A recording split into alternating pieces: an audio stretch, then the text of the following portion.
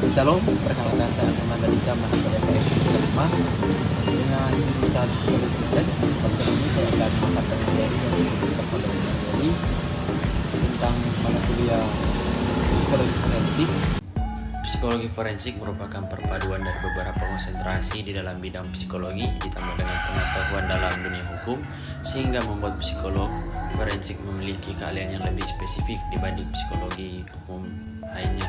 Contoh, di lapas dibutuhkan kemampuan terapi atau psikologi klinis yang khusus permasalahan kriminal.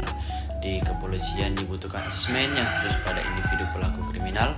Di kepolisian dibutuhkan HRD atau asesor untuk mengkaji kenaikan pangkat polisi atau PIO. Pada penanganan pelaku korban saksi anak-anak dibutuhkan pemahaman dari seorang yang ahli atau psikologi perkembangan. Begitu juga pada lapas anak-anak dalam menjelaskan relasi sosial antara hakim, pengacara, ingatan saksi, terdakwa. Psikologi sosial dalam penggalian kesaksian dibutuhkan keahlian dan kecakapan dalam menggunakan teknik wawancara. Yang berikutnya, aplikasi psikologi forensik. Yang pertama, di Amerika, tiap-tiap departemen di kepolisian Amerika Serikat memiliki psikolog yang merupakan konsultan.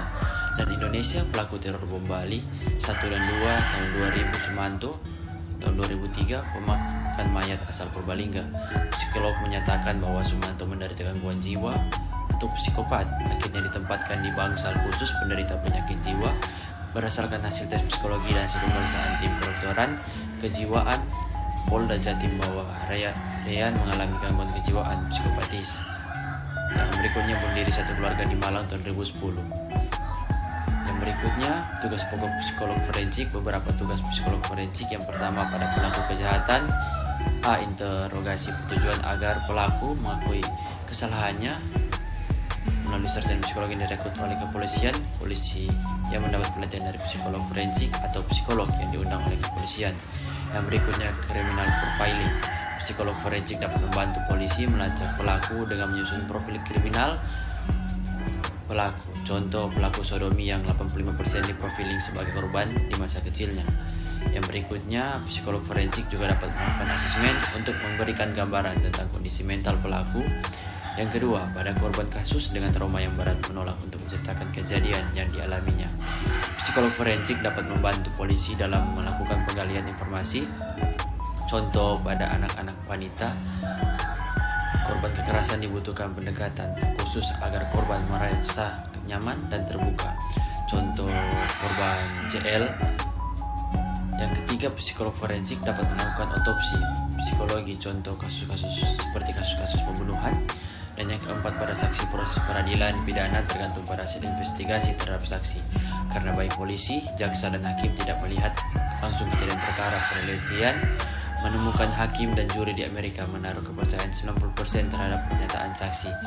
Padahal banyak penelitian yang membuktikan bahwa kesaksian yang diberikan saksi banyak yang bias. Dan yang kelima, rekonstruksisasi kognitif.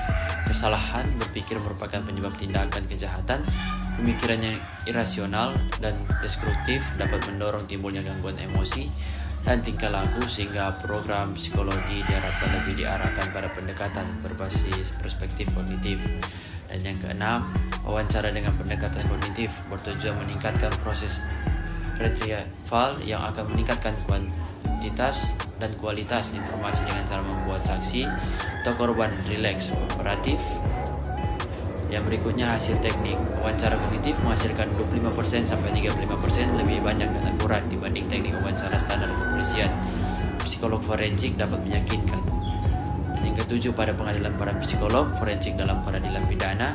Di pengadilan dapat sebagai saksi ahli bagi korban, misalnya kasus KDRT, atau dengan korban anak-anak seperti kasus pemerkosaan dan penculikan anak, dan bagi pelaku dengan permasalahan psikologis, contoh mental retarded, pedofilia, dan psikopat.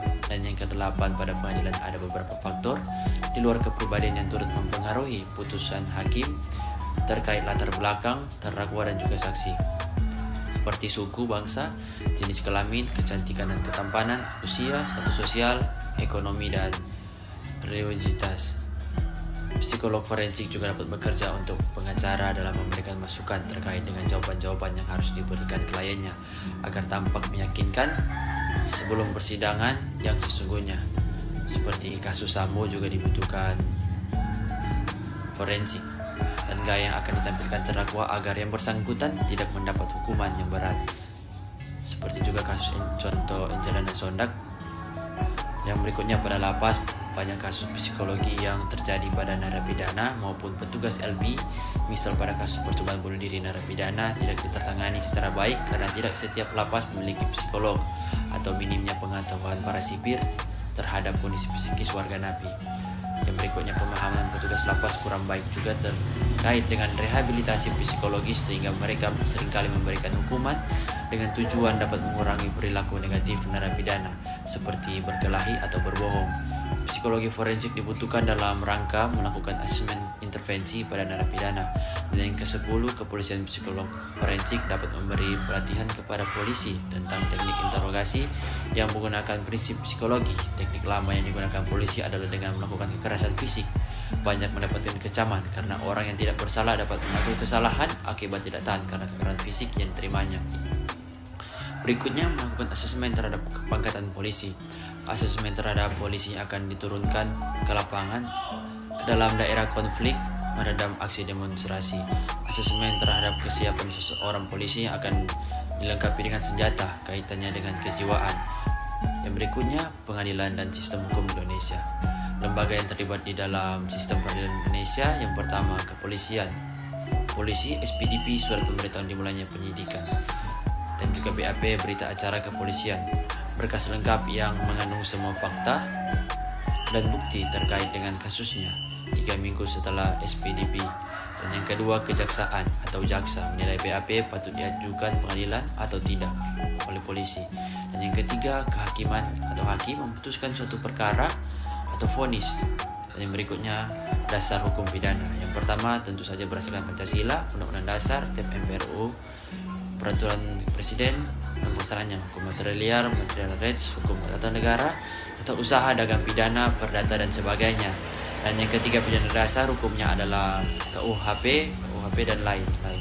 Contoh KUHP pasal 340 dari KUHP, barang siapa dengan sengaja dan dengan direncanakan lebih dahulu menghilangkan nyawa orang karena bersalah melakukan pembunuhan, berencana dipidana dengan pidana mati atau penjara seumur hidup atau penjara sementara selama-lamanya 20 tahun. Yang berikutnya B, contoh KUHP pasal 110 KUHP tentang peranan polisi dan jaksa dalam hal penyidik. Telah selesai melakukan penyidikan, penyidik wajib segera menyerahkan berkas perkara kepada penuntut umum jalannya sidang.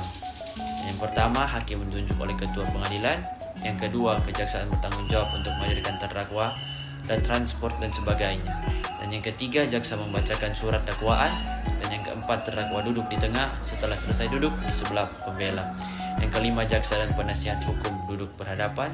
6, saksi dari penuntut umum dihadirkan, disumpah dan memberikan kesaksian hakim aktif probing. Dan yang ketujuh, tanggapan terdakwa pengacara. Yang kedelapan, pengacara menghadirkan saksi disumpah, hakim aktif probing. Yang kesembilan, jaksa mempersiapkan dan membacakan tuntutan, rekomendasi saksi.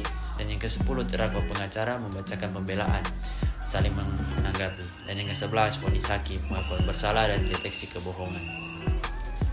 Pengakuan dari terdakwa yang diintimidasi oleh polisi dapat menjadi celah pada saat berlangsungnya persidangan. Maksudnya adalah terdakwa dan pengacaranya dapat menyampaikan bukti-bukti kekerasan yang dialami oleh terdakwa selama menjalani pemeriksaan di kepolisian.